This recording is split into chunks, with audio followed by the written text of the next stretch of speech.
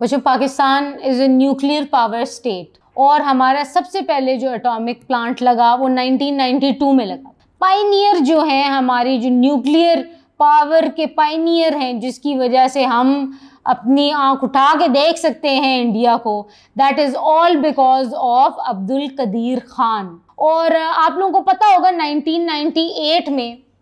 BJP की government ने 5 attacks किए, बॉम्ब ब्लास्ट किए एटॉमिक, और राजस्थान में they were a source of big threat for Pakistan. और आप लोगों को पता है कि इंडिया और पाकिस्तान की बिल्कुल they are at a brink of a war all the time.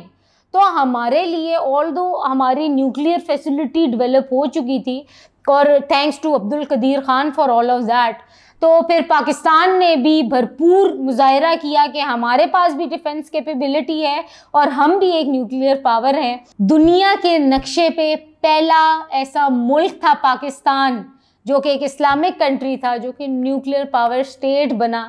And it is a proud moment for all of us. और इन 1998 हमने 28 मई को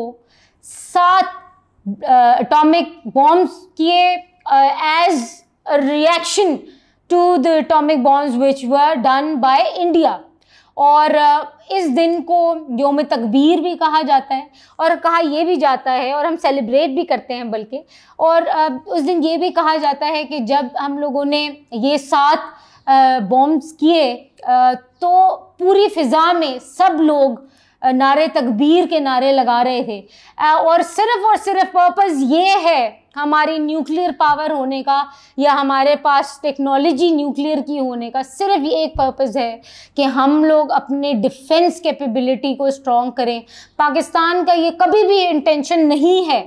कि वो किसी भी किस्म की वॉर में जाए, बल्कि हम सिर्फ एक ये डेटरेंस के लिए एज ए टूल इस्तेमाल करते हैं, क्योंकि इंडिया से हमें हमेशा से एक थ्रेट रहा है, थ्रेट ऑफ वॉर रहा है, और इंडिया का हम भरपूर उनका मुकाबला कर सके, इसलिए सिर्फ और सिर्फ इसलिए पाकिस्तान आज एक न्यूक्लियर पावर स्टेट है।